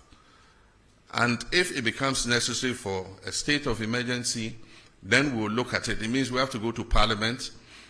The President can't just declare a state of emergency without, going to Parliament, because there's a limit to how long you can maintain that state of emergency. And so I believe that we still have leverage to continue to fight Galamsey without necessarily implementing a state of emergency. It means that we have to delineate the areas where the state of emergency is operational. And if you look at the area where Galamsey is taking place, it covers several districts of our country. And so we would do it if it becomes necessary. But for now, I think that we've given the security services enough powers to be able to deal with people who are found to be involved in Galamsey. With regards to the security in the Sola, Tuna, Kalba, and Bole districts, it was an incident over a small plot of land, like the land you put a container kiosk on. That's all. And it has led to over 30 deaths. Somebody has his house, and there's a land between the house and the street. And he wants to build shops on that land. And then there's a dispute with the chief. And then it leads to gunfire and then deaths. It's most unfortunate, like the questioner said, these are two groups that have lived in peace for so many years and are intermarried. There are people from one side who are married to their others, people from one side that are married to others. I, for instance, am such a mixture of people, I don't know who I am. Part of me is Vagla, part is Safalba, part is Gonja. I mean, quarter of everything. And so if my ethnic groups are fighting, it means my body should be fighting with different parts of my body, because I'm a mixture. My blood is made up of all those. ethnic groups. And so it's most unfortunate. And so we've put in a mediation team. We mentioned the members. The 2 MPs are supposed to be ex-official members to work with the mediation team. If you look at the terms of reference in the mediation team, there's also reconciliation. And so even though we call it a mediation team, its terms of reference includes reconciliation. So we're giving them the full authority to meet both sides, to perform purification rites, to cleanse the land of any blood that has been spilled and all that, and then to come out with recommendations how to improve relations between the 2 groups so that they live in peace. There are few feudal practices that have been complained about, you know, where people are called to chiefs' palaces and shipped, or they are forced to give up their animals and things. We need to look at all those practices too as we go forward. We're in a modern society, and so sometimes some of these things we must take another look at them. I've been accepted by all sides. Indeed, sometimes my greatest supporters were people of other ethnic extractions other than my own Gonja extraction. I won elections not because I was a Gonja, but because of the person that I was, you know, and I enjoyed a good relations with everybody. And so even though I haven't visited yet, I have not gone there yet because I want peace to have a chance, but I've been pulling the strings. I sent a delegation to the Yegbonra to prevent him from leaving Damango and going to Biniri, which would have escalated the conflict. And he listened to me as a father, and he refused to go. I stopped the Bolera too from going there. We gave the chiefs an escort to go and see the place where the incident happened. And I think that that has lessened tensions. As I speak, we've given the security services the authority and the resources to begin to bring some of the displaced people back to their communities. And so we're going to work hard to make sure that we bring peace to Gonjaland. We need peace to develop. Our common enemy is poverty, it's not each other. Savannah is one of the poorest regions in the country, and so we must rather be fighting poverty rather than fighting each other. The last one, the creative arts. The creative arts is one of the important sectors. What we notice is that the creative industry creates jobs faster than the traditional sectors that we have known. By the time sector or manufacturing creates one job, the creative sector, digitalization, knowledge industry, arts and things would have created about 5 jobs. And so that's an area in which we have to continue to invest. And that is why we created them as a ministry together with tourism. The Black Star experience will take off. They've been working on all the foundational issues, and you'll soon see a sign of it. In the next budget, we're going to make some allocation for the creative arts, for the film fund, and to support Kumawood and all the filmmakers, to support the music industry, to support the arts and all that. We need to put our money where our mouths are. And I think that the creative arts are a good representation of our culture and who we are as a people. Thank you. Excellency. Unfortunately, due to constraints of time, we would take a final round. So I will start with the gentleman from TV5 Le Monde, and then let me be inward looking and call GTV, who I superintend. I see Kojo Yankson at the back. Let me come this way and call the gentleman from BBC. And then I'll give the final slot to a lady, the lady at the back. That would be it.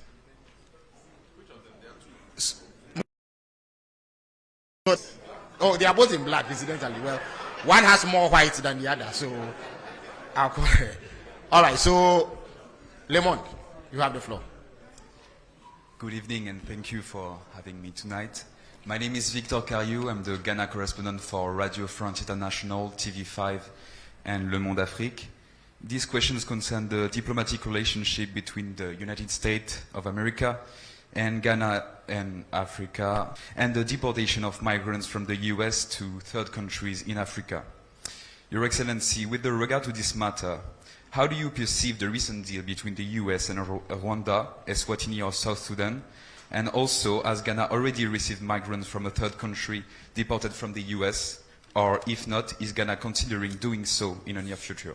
Thank you. Thank you very much. GTV has the floor now.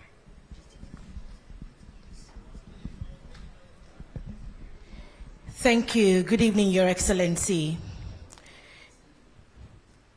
You announced that the government will remove the minimum capital requirement for foreign investors under a revised Ghana Investment Promotion Sector Act during your visit to Japan. Your Excellency, is the government not removing the protection that shields Ghanaian enterprises by removing the minimum capital requirement? And also the concerns about the Ghanaian traders with the activities of the Nigerian trade partners in the country. There's a request for that part of the GIPC Act to be amended to make it possible for Nigerian and indeed other African traders to move more freely within the space because of ASCFTA. What are your views? Thank you. Thank you very much. Kojo Yankson has the floor now. Thank you. Good evening, Mr. President. My name is Kojo Yankson. I'm the host of the Super Morning Show on Joy. Mr. President, you've already talked about how important it is to safeguard the water bodies and the forest reserves. But over the past 9 months since you became president, the turbidity levels in the water bodies have worsened, according to the Water Resources Commission. Ghana Water Company supports this by saying that they've had to shut down several treatment plants because the water sources are too polluted for them to process. Besides that, we know that there have been increased incursions into forest reserves for Galamsey. We've also heard from your transport minister that we are importing more excavators than ever before, over 200 a day. My question about this is about its effect on the economy. Recently, the finance minister has been touting the work of the Gold Board led by Sami Jemfi for being an anchor to the economy, especially when it comes to stabilizing the city. My question is, does your government know, is your government able to tell the difference between gold from Galamsey and gold from regular concessions when the Gold Board is buying gold from local producers? And could it be, because so much of it comes from Galamsey, could that be the reason why we are seeing some reluctance recently in the fight against Galamsey, in the sense that the IGP's efforts have been stopped and he's brought back his men from the forests? Could this be because? Thank you very much. I think your point is made. So I'll turn to the BBC now. I'm Thomas Nadi from the BBC World Service. Mr. President, during our interview last year ahead of the elections, you mentioned you were going to establish special courts to fast-track the trial of corruption cases. Could you update us on how far you've gone with that? And also, some of the oral cases border on national security, particularly the Eduboahene one. Do you intend to take them out of court? Thank you. Thank you very much. The lady in a lot of white and black. Good evening, Mr. President. My name is Bernice Abubeidulansa. I'm a broadcast journalist with GH1 Television. In your speech, you mentioned that you are committed to resetting institutions. But there are many Ghanaians watching us tonight who are either on the verge of homelessness or struggling to get money to rent. Not because they don't have money, but because we are not sticking to our rent laws. I just want to ask when your reset agenda will reach the housing sector, particularly for the State Housing Company Limited in putting up real affordable homes for many Ghanaians, and the Rent Control Department in protecting vulnerable Ghanaians. Thank you very much. His Excellency has granted a special dispensation for the lady in less white and more black to ask a question. After her, we will grant yet another dispensation to our friend from the Upper East region, who has come all the way. And then Randy Haji of Weasel TV will bring the question session to a close. Please go ahead.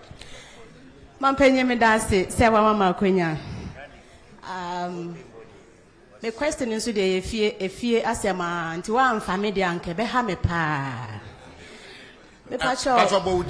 Meeting Ede Monica is Anoba home-based television. Mepacho wa bole bamboy tuna kalba ya kwano enye ese ya che ye bre yetimi di 16 hours don shi dunsia na yendru fie ye bisa se mampenyi de na wo ye de amayen ye mu bia ye ntimi mfasre fo ma na ebefe ye ne den so bin so ene bamboy enko a yetimi di don hyirim yenu ewo ho na ye mfiri mu enam so makwemu ka for me hye am robbers omo so afasa akwenya no so ha ye pa na musuo bo na wo kwakasa wo for state transport which is STC then ye due because omo no they drive with care and caution to on kan ho kra enti na wo nyandri Ubede nyane ada sorry sa na onansi na tai wadaroma odi anka kwan ho nsem de nka oya ade pa na ye de na ye de wayi ye free musa da ben ene ye hwe wenim se obofia boy. So our friend from the Upper East region would have Upper West region. Is it Upper East? Upper East region, yes. But you have only one question, please. Thank you very much. Only one of you is allowed to ask a question. So thank since you you very are much from for the same region, please go ahead. Yeah, go ahead. Thank you very much for the opportunity. My name is David Adapuna from Mike FM in Avrongo, Upper East region. Your Excellency, one of the things that beats the hearts of my people has to do with the Polygo multipurpose dam. This was an initiative that was started by the NPP government, but unfortunately, we could not see its completion. This project held so much prospects, including that of irrigation, power generation, and flood control. Just recently, the Barry Dam was opened, and we saw the devastation it caused. We're asking, now that the project is not happening, what plans will your government, your Excellency, have for my people so that our concerns are addressed? Thank you. Thank you very much. Okay, so please go ahead. Okay. Grant him the. Thank you very much, Your Excellency. I'm called Joshua Sir with A1 Radio and Bolga FM in the Upper East region. Mr. President, in our region, that is the Upper East region, currently we do not have a standard sports stadium. And as a result, sports and youth development are greatly hampered. The only existing structure, which was built in the 70s to serve as a sports stadium, is no longer fit for purpose. What are the plans of the government to ensure the Upper East region has a modern sports stadium? Recently, we saw a young man who walked from Bolga to the nation's capital to solicit for a sports stadium. I don't know if the president is aware of this. Thank you very much. Thank you very much. So, Randy has the last word. Thank you, Mr. President. Please, Mr. President, I want to find out the latest updates on the Ghana's version of Ashigame proposed to be established at Aplawa. And also, per my last checks from the whole airport, there were plans to establish an aviation school. How far with that one too? Thank you. All right. Thank you very much. His Excellency will answer these questions.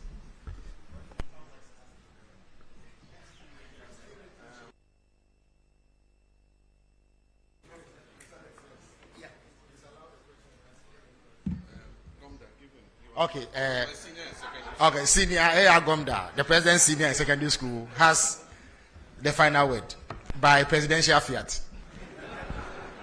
Please give him the microphone. Oh, okay. Thank you very much. Excellency, your recent directive that 2 persons be investigated for their activities regarding Galamsey went down well with a lot of people. But so far, we haven't had any outcome from it. Can you please tell us what is happening or what is going to happen? Thank you very much indeed. Okay, thank you. All right, thank you very much. Thank you very much. Senior, we used to call him Major in Ghana Secondary School. When I came to Form 1, they were in Form 3, Yeah, and he was, as a very little boy, and he was one of my protectors. He used to protect me from bullying, and that's why I gave him the last.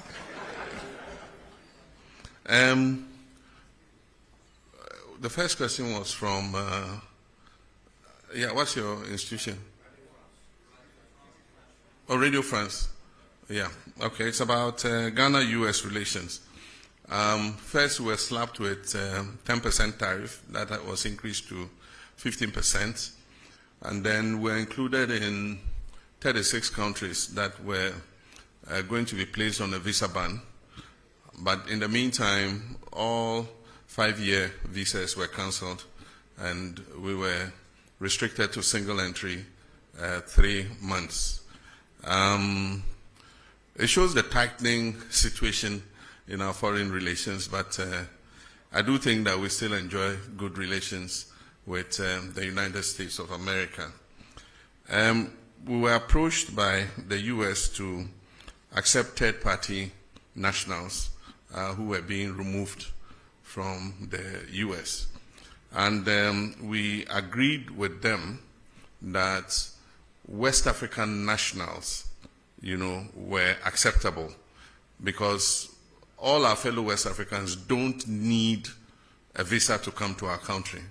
So if they decided to travel from US to Accra, they don't need a visa anyway. So if you're bringing our colleague West Africans back, that's okay. And so I think that agreement has been activated, and a first batch of 14 nationals came. Several of them were our Nigerian brothers. They opted to go back home. And so we facilitated, we put them on buses, to be able to go back home. One of them was a Gambian who it's not as easy. You have to get him an air ticket to be able to facilitate his travel. So what we've done is contacted their embassy to let them know of his presence so that they can facilitate his return to Gambia. And so that's the issue with regards to deportations and arrivals. West Africa has the protocol of free movement, and so any West African is free to come to Ghana and be able to stay for 90 days. And so if they decide to bring them, we don't have a problem accepting them. Then with regards to the GIPC Act, we are living in a new environment. We have the ECOWAS Trade Liberalization Scheme. We have the African Continental Free Trade Area that wants us to open our markets to each other. And so the former protective regime is changing. And so we need to review the GIPC Act to be able to take cognizance of that.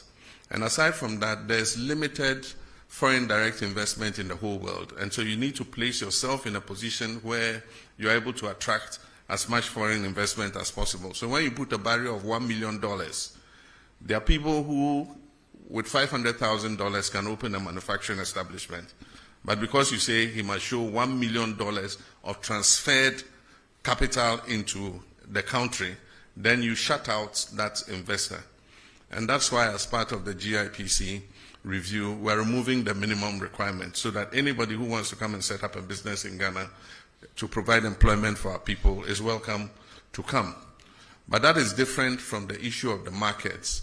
And so there's advocacy that we should review that issue with markets. The current law restricts retail sector to only Ghanaians.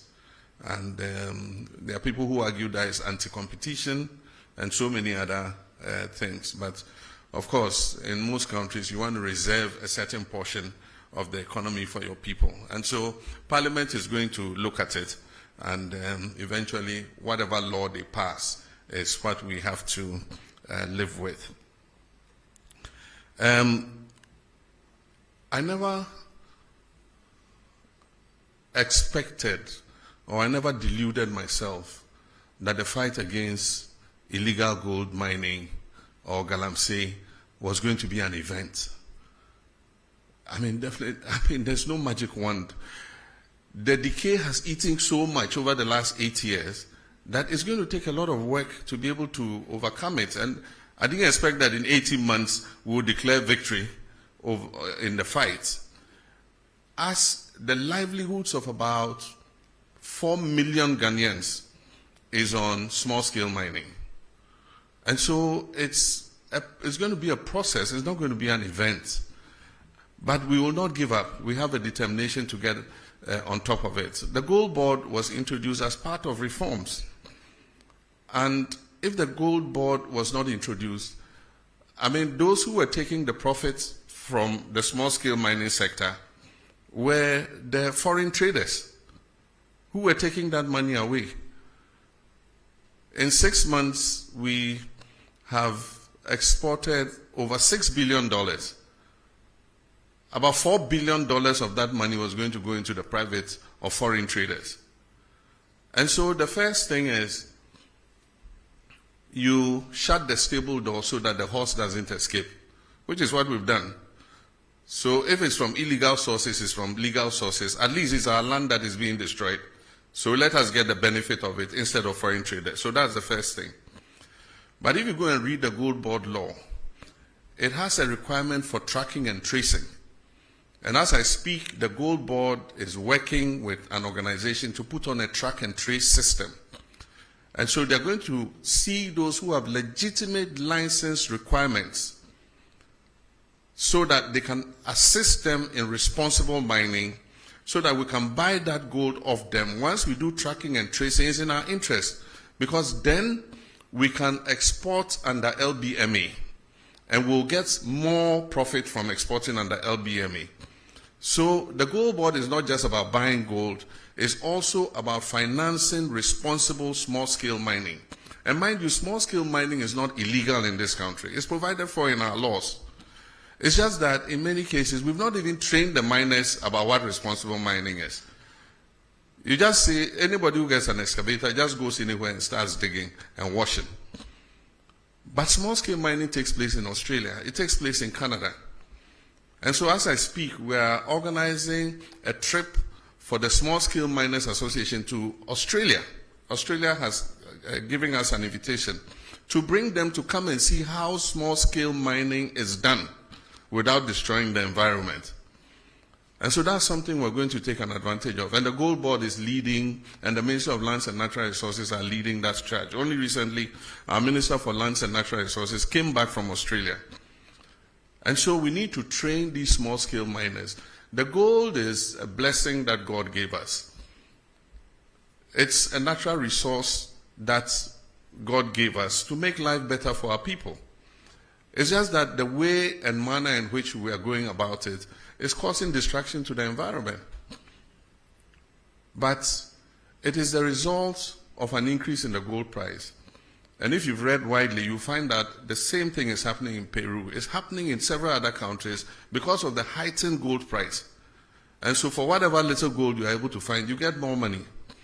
Galamsey was not a problem when gold was $2,000 per ounce. But today, gold is pushing $3,600 per ounce. And because of the lack of jobs, jobless growth for several decades, there are a lot of young people who are coming out of school who have no job work to do. And so for them, that is the only livelihood. And so we must not think just about chasing them all over the place without providing alternatives for them. Because the alternative is that they should stay home and starve or go out and do something deviant. And that's why we came up with the cooperative mining concept, for which we recently lost our colleagues. They were going to launch it, the first of its kind in Anglo, because one of the things we said was that we're going to let the big mining companies seed off some of their concessions. Some of them have 400, 500 miles square. And there's gold in some parts of those concessions that they will never mine because the grams per ton of ore is so low. But yet, if you put a small-scale miner there, he can mine it effectively. And so we've discussed with them, and they've all agreed. And so Anglo-Ashanti was the first. They've cut a part of the concession, and that is what Omani and Murtala and Co. were going to launch, cooperative mining, so that we'll move the small-scale miners from the forest reserves where they are causing destruction and settle them on the concessions where the big mining companies have seeded. As I speak, Newmont has demarcated an area for these small-scale miners. And we have asked the big companies to mentor them and supervise them and make sure they do the right thing. So that was going to be an alternative for moving them out of the forest and other places so that they can mine under the supervision of those companies. And that's where our colleagues were going when the helicopter crashed. And so it's a program that we're going to continue so that we can give them an alternative, not just go chase them around without finding something else for them to do. And so that's something we're working on. With regards to excavators, we're enforcing the law that you must get the permits before the excavator is put on a ship. That is what the law has been, but it was not followed. And so they let the excavator land before they come and ask the Ministry of Transport for a permit. And so we've informed all the dealers that you cannot load an excavator onto a ship until you have gotten a permit. In the meantime, a lot of excavators have arrived at the port. And recently, somebody said they were being released at midnight to their owners and things. That's not true. What happens was there were so many that they had occupied a huge area of the port and congested the port. And so we found the land near Shai Hills, near the military installation. And the Field Engineers Regiment and others have been given charge to move the excavators from the port to that area so that they can free up space in the port. And they do that in the night because of traffic in the daytime. So in the night, they have the payloaders moving the excavators out of the port to the designated areas where they are supposed to be held.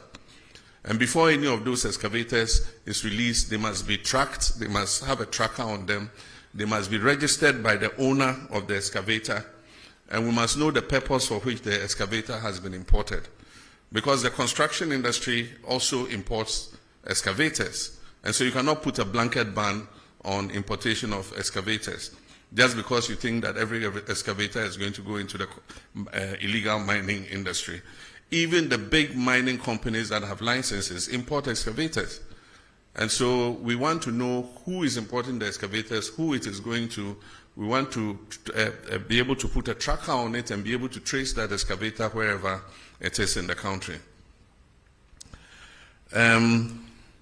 We called off the IGP's anti-galamsey task force because they are supposed to coordinate with NIMOS, that is the National Anti-Illegal Mining Operations Secretariat. Unfortunately, they were not doing that. So every little commander in any this thing gets up, galamsey phobia, they can't tell who is licensed, they can't tell who is not licensed, and so it was just like an attack on the whole small-scale mining industry. And so what we said was they should freeze their action, they should synchronize it with the National Anti-Galamsey Operational Secretariat so that they can be directed exactly to where to go in terms of the anti-galamsey fight. While we're fighting galamsey, it doesn't mean that it's a free-for-all for everybody to get up. Anybody gets up, puts on a helmet, puts on a jacket, and says, I'm anti-galamsey. They say, we're not looking for chaos. We're looking to do it, in a scientific manner so that we do not hurt the whole of the small-scale mining industry. We talked about special courts for anti-corruption. I actually said we'll speak with the Chief Justice and see if they can create special courts for prosecuting people who are flagged in the Auditor General's report. And so that is something the Attorney General is pursuing, because every year we see Auditor General's report, it goes before the Public Accounts Commission, they say this person diverted this person misappropriated this and that, and yet no action is taken. And so Ghanaians have been saying, so what's the use of the Auditor General's report?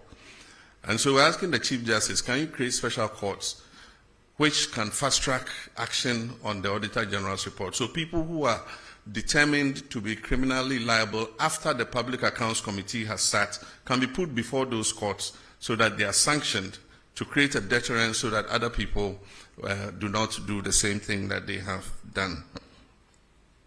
Very good question on rent and homelessness, and I'm happy they gave you the microphone to ask it. The biggest expenditure in any Ghanaian's budget is rent. And even though we have laws, enforcing them has been difficult. The rent law says that a landlord cannot charge more than 6 months. But the problem in enforcing the law is the connivance of the tenant and the landlord. The tenant won't come and report that they are charging him 1 year's rent advance because he wants the room. And so that has been the problem. And the problem is because our population is growing beyond our housing capacity. So the competition for accommodation and housing is very strong. And that is why we must expand our housing coverage. And I remember in our manifesto, we have a pledge to expand housing. And in the next budget, we're going to make provision for that. I've already had a discussion with some of the associations, the organized labor associations. Some of them have funds that are sitting in their accounts. And they have members who want houses. So what I've said is government will match their funds. And so if they give 1 billion cedis, we will give 1 billion cedis. And then one of the banks, Republic Bank, has said that they are willing to also match with 1 billion cedis. So if we get a 3 billion cedi fund, we can start building houses in all the districts. And as people pay their down payments, it will go back into the fund and it will become a revolving fund. And governments can give it to people. I said if you have like about 15 to 20 years before retirement, you can take a house and we'll be deducting from your salary monthly so that by the time your retirement time is up, you have your own accommodation to go to. And as we take those deductions, they'll go back into the fund. So it becomes like a revolving fund so that we can increase the housing stock. But the Minister of Finance will talk about that when he reads the budget in November. Minyaba, se ufi yekrom honomo. Techiman wenchi Bamboy Bole Wa Road, a major international corridor. Na nearby, adia ba say a quine say and say a bedroom rebia trucks ni bebre omoko Mali any Burkina Faso a ye bobo dula so a hono a hoako ye kwanya a won faso ma omo enti omo mfa techiman omo mfa kentampo kwan ni bium e ko pagansa na omo akomani because omo fa wenchi kwan na omo ko pie bole no mo pie wa no mo ko pie hamile wodru hamile a bobo dula so e wo enchen ho a o pai efa wonsa benkum so a de wo ko Bamako enti amma enhyen akese ne bebre enam sa kwan no so ekwan no so ya nye ne se ebetimi afa sa wait, how do you call wait? And ya nye ekwan no se ne befa sa enyoma na omofa no emu odu enti amma kwan na se kra enti yese obia hokuru nsuo eba na emu meboa ho na me sumi free nti ye big push no ma shada de akoshe big push no mo enti nyame adom enche kra obehu se contractor egu so den na afia ka chom ze omo ye kwan na omo nye no senia trucks e fa so no emma ne nsa biom because afia ye hu se eho e no omo pefa enti ye kwan no ne nye ni yie se na be ye omo fa so mpo a ekwan no beche amaye na omo ye no so se bole ye mikrom nti me se contractor na no Bole Town roads on kai na onsiesie ho emame nti eyadea enchebia obehu se baso Palugu multipurpose dam, we are rescoping the project, and so currently the contract was awarded to Sino Hydro, but it was supposed to be funded from Government of Ghana sources. Government of Ghana didn't have the money, and so the contract was not executed. And so we are rescoping it. It means we have to do an appraisal of what the costing will be again. And what we intend is to, if possible, finance it under the big push. The last time it was to cost about $900 and something million, almost $1 billion. And $1 billion today is about 11 point something, almost 12. So that would be about 12 billion CDs. This year, the total budget for Big Push was 14 billion. Next year, the total budget is 30 billion. And so we'll see how we can accommodate it in phases, because it has two phases, phase 1 and phase 2. Maybe we might not be able to do the two phases immediately, but we can start with phase 1, which is the electricity production, and then phase 2 is the flood control and irrigation. And so we're rescoping it, and you'll soon hear something about it. With regards to stadia, we promise to build stadia in all the new regions and the regions that don't have modern stadia. So as I speak, the Ministry of Sports and Recreation is doing the design and the costing for the new stadia. And Upper East is one of the regions that has been captured to receive a new sports stadium. That also is under the big push. What we're doing is Takwa Goldfields built a stadium, a standard stadium for their football activities. And I was surprised to learn it cost about $13 million. When government of Ghana has built stadia, it costs hundreds of millions of dollars. But for those of you who have gone to Takwa and see their stadium, it's a standard stadium. And I think it takes about 5,000 or more, or is it 10,000 people? And so if they could build it for 13 million, government too should be able to do same. So we've asked them to find out the architects, the designers, and everybody who did that stadium so that we can replicate it in our other regions that don't have a stadium. And then finally, Ashigami, we've got the money. China is giving us money for the Aflao market. The land has been acquired, and designs are being worked on, and soon a contractor will be appointed to build the markets. And so that promise is on track.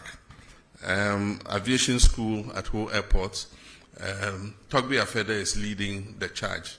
The current status is that the land has been allocated, and currently surveyors are on the land marking out the demarcation for the aviation school.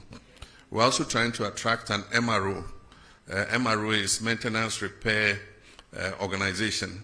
And so we want to use Ho Airport as the center for maintaining aircrafts. There are a lot of aircrafts in Nigeria and other places that if we have a good MRO in Ho, we'll just fly the short distance and come and service their aircrafts there. And so we're working on that. The last question was about the referral of two of our executives to IOCO to investigate allegations of involvement in illegal mining. That investigation is active. Some allegations were made, and IOCO is investigating whether there was any substance to the allegation. As and when they conclude that investigation, they'll give us a report, and we'll determine what should be done. So that's it. I think I've answered all the questions so far. I thank you very much for your attendance, and this is the first in several such encounters. I'll make myself available as regularly as possible to answer any questions that you might pose on behalf of the general public. Thank you very much. Thank you very much, Your Excellency. I was actually billed to give a vote of thanks, but it would appear that you have done it at presidential level. So I'll proceed to thank all of you and indicate that we'll draw the curtains down on this program at this juncture. But before we do that, we'll all stand for the national anthem, after which His Excellency will depart.